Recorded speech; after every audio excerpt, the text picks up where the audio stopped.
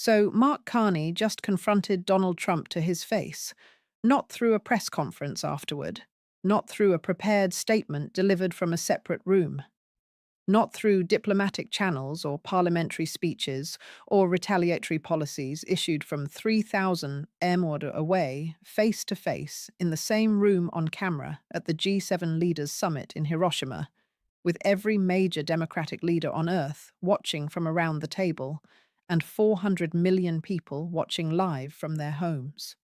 And what Carney said calmly, methodically, without raising his voice a single time, without a note of anger or theatrics or performance, left the room in absolute silence in the White House without an official response for 14 hours. The image is already iconic. It is on the front page of every major newspaper in the world this morning. Carney seated, leaning slightly forward, speaking directly at Trump across the summit table, a bound document open in front of him. Trump seated opposite, motionless, his mouth slightly open, visibly processing something he did not expect and has no framework for answering. The composed Canadian Prime Minister and the silent American President. Two leaders, one room, one table. And every person in that room and every person watching that feed understanding in the same moment that something fundamental had just shifted. Not in the trade war, in the perception of who actually holds power and who merely performs it. Warren Buffett said it was the most instructive display of negotiating dynamics he's witnessed in decades. In 70 years of boardrooms, Buffett said, I have learned one absolute truth about confrontations. The person who is prepared always defeats the person who is confident. Always. Confidence without preparation is performance.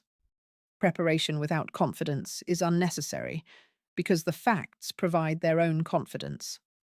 And that confidence, the earned kind, the kind that comes from knowing the numbers cold, is the only kind that survives contact with reality.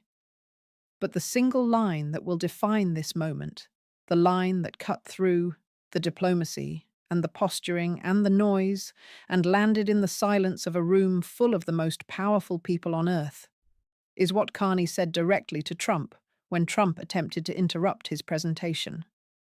12 words delivered without heat, without hesitation, and without the slightest doubt about which side of the table was prepared and which was performing. I have the numbers, you have the talking points, the room knows.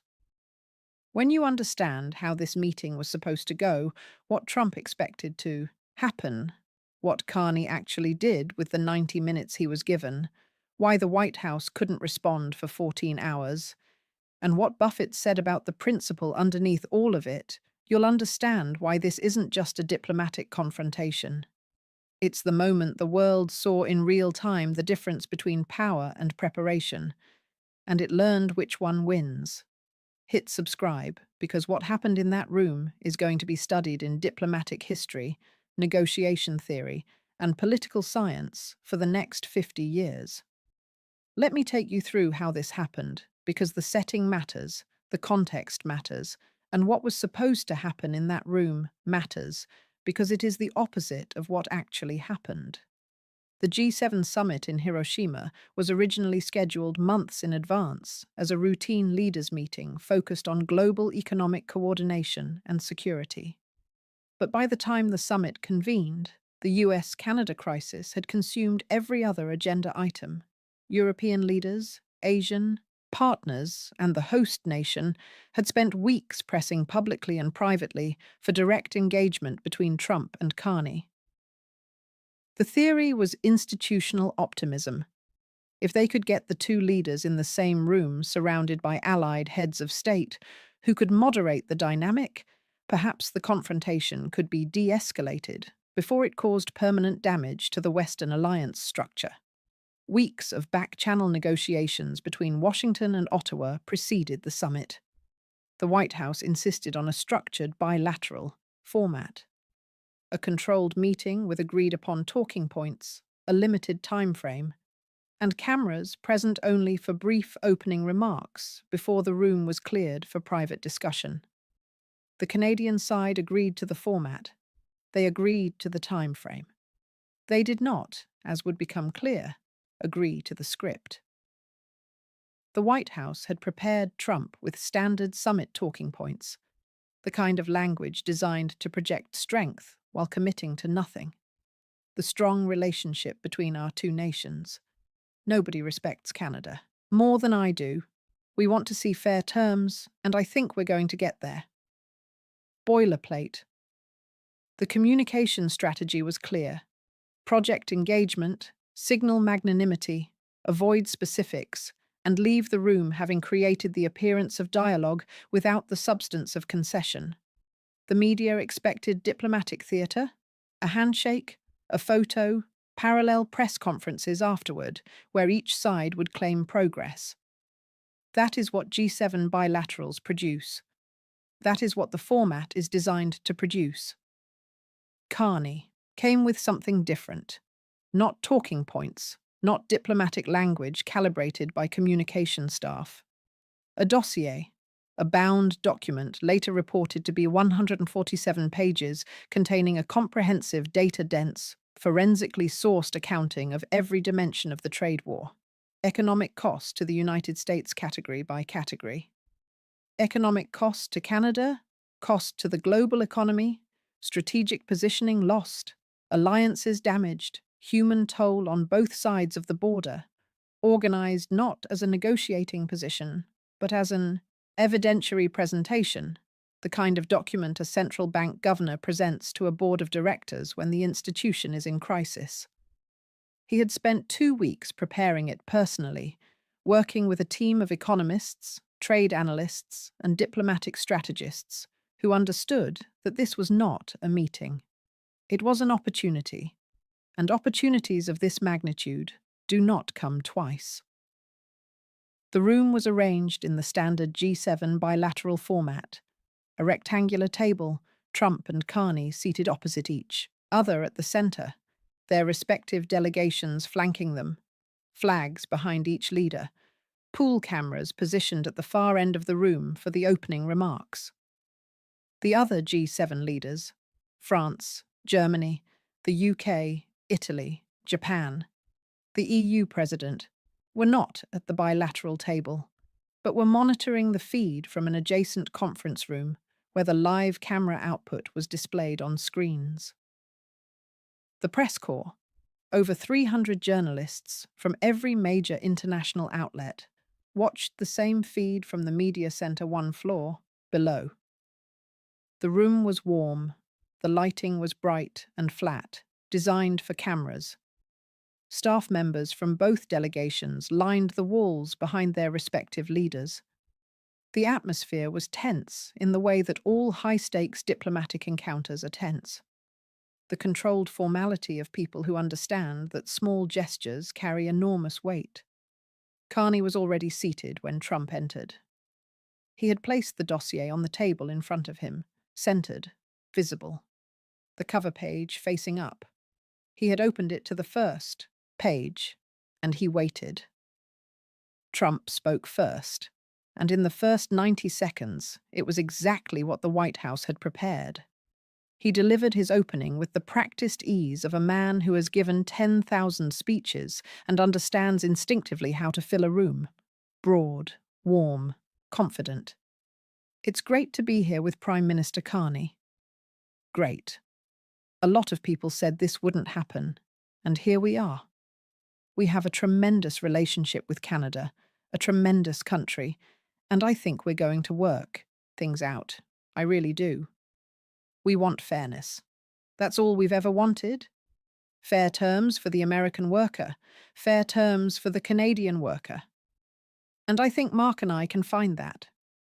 He gestured expansively as he spoke, addressing the cameras as much as Carney, performing the role of the gracious leader magnanimously, offering the smaller nation a seat at his table. His body language was relaxed, expansive, the posture of someone who believes he controls the room simply by being in it.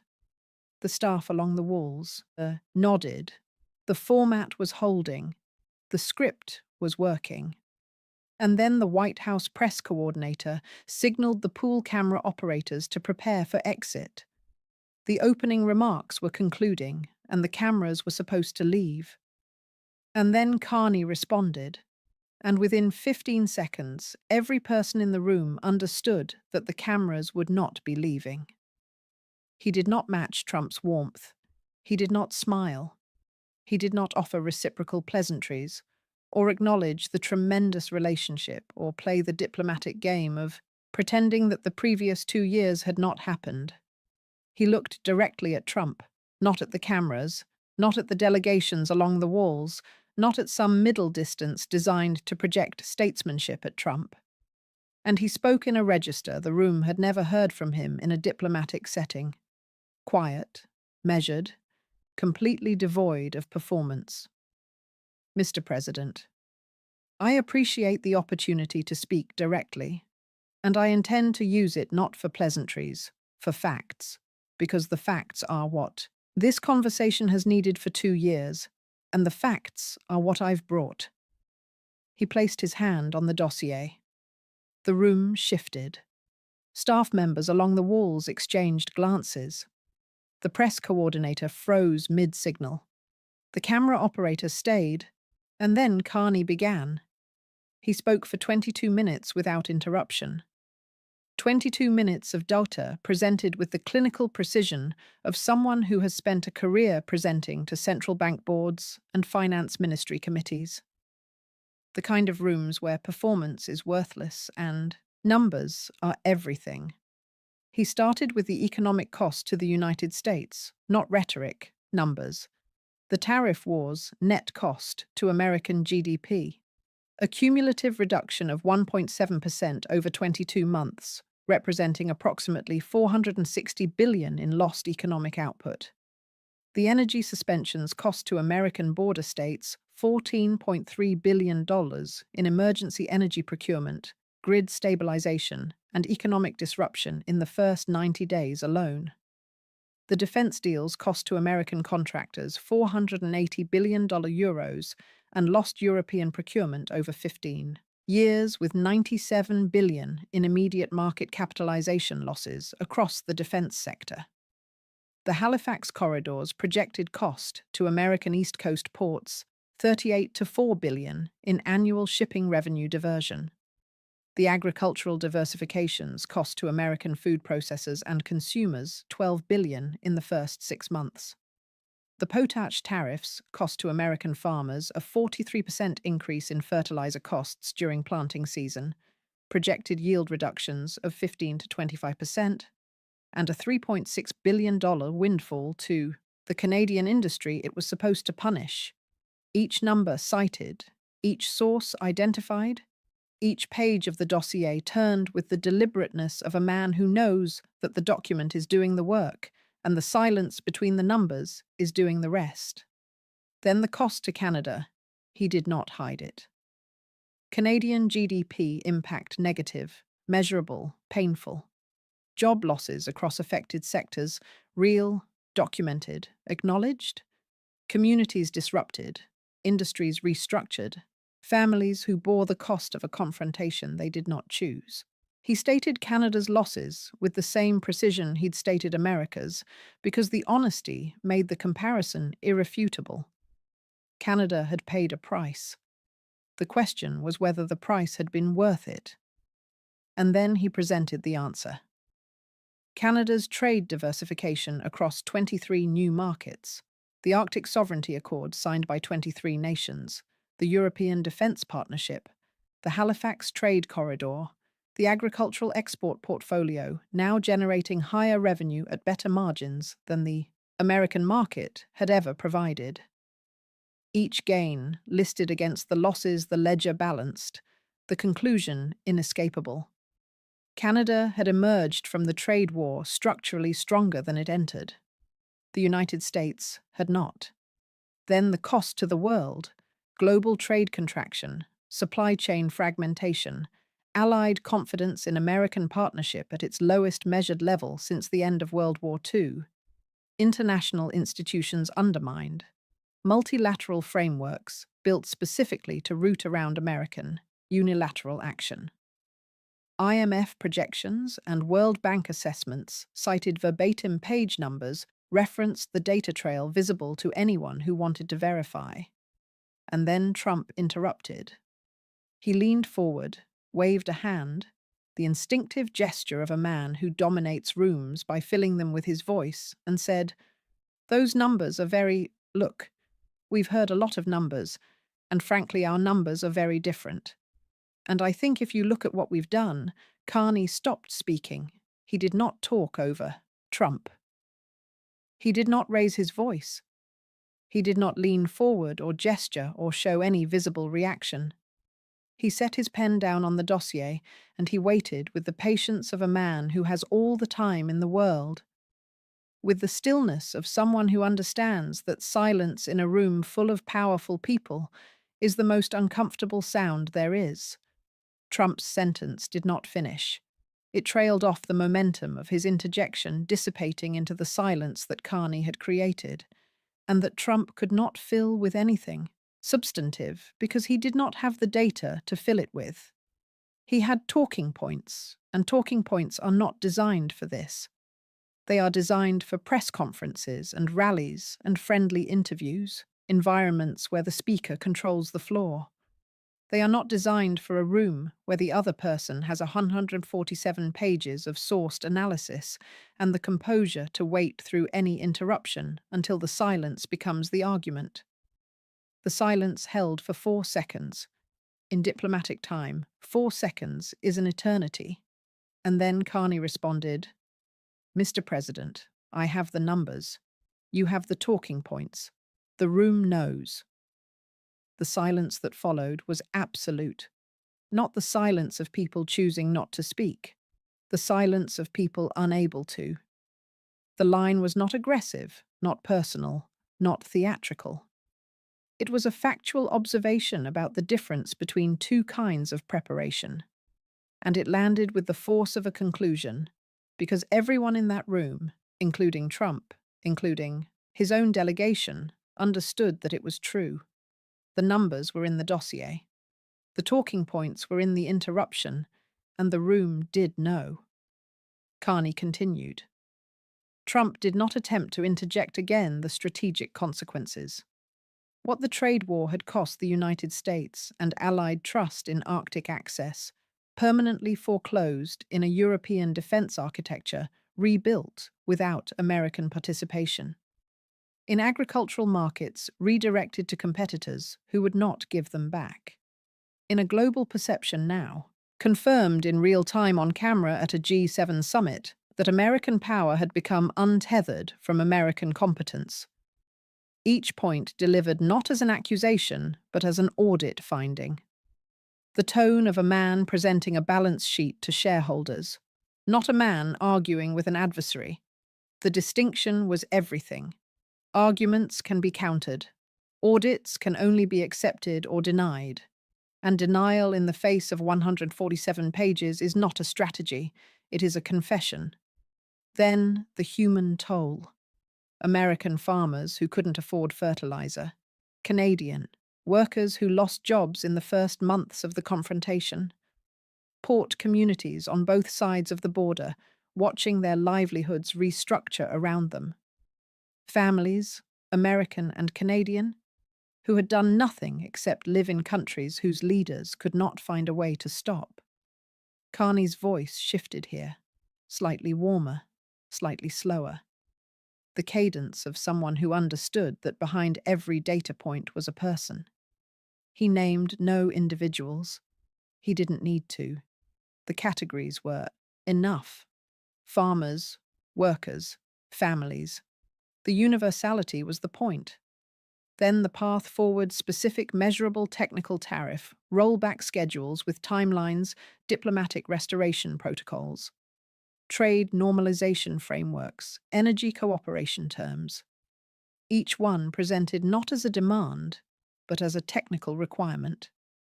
The way an engineer presents the specifications for a bridge. Not what I want, but what the structure requires to hold. Carney closed the dossier. The sound of the cover closing, a soft, firm thud, was all audible on the broadcast feed. He looked at Trump one final time. "Mr. President, I did not come here to negotiate. Negotiation requires both sides to bring something to the table. I came to present the facts because the facts have not been part of this conversation for 2 years. They are now. Every number in this document is sourced, cited, and verifiable. What you do with them is your decision. But the facts themselves are no longer in dispute. They never were. They were just never spoken aloud in a room where you were present. Now they have been." He sat back. The room held. 3 seconds. 5 seconds. 7. The silence stretched into a space that nobody wanted to be the first to break. The summit moderator, Japan's prime minister, shifted in his chair in the adjacent room, but did not speak. The camera operators held their positions. Along the wall behind Trump, a senior White House aide was already typing on a phone with both thumbs. The first attempt at a response that would take 14 hours to arrive and would satisfy no one when it did. And then the room exhaled. The other G7 leaders in the adjacent monitoring room reacted in ways that were observed and reported within minutes by the diplomatic press. France's president turned to Germany's chancellor and said in a comment overheard by 2 journalists positioned near the door, "That is the most extraordinary thing I have witnessed in 15 years of summits." The UK's Prime Minister was described as sitting in absolute stillness for several seconds, before saying quietly to an aide, "He just changed the room." Japan's Prime Minister, the summit host, reportedly said nothing at all, but was seen nodding slowly once in a gesture that carried the weight of every word he chose not to say. Trump's response, or rather his non-response, became the second most covered element of the encounter after the confrontation itself. He did not rebut. He did not counter with alternative data. He did not produce a document of his own. He offered a brief, subdued closing. "Well, we'll see. We have a lot of very good people looking at all of this, and we'll see what happens." Delivered in a tone markedly different from his expansive, confident opening. Flatter, quieter. The casual dominance that had filled the room 90 minutes earlier had been replaced by something else. Not defeat exactly, something worse for a man who has built an entire career on the projection of dominance, irrelevance, the sense that the room had moved on, that the conversation was now between Carney's dossier and the world, and that Trump was no longer a participant in it, merely a subject. The White House issued no official statement for 14 hours. In an administration that typically responds to every development within minutes, often within seconds via social media, the silence was itself the most analyzed response of the day.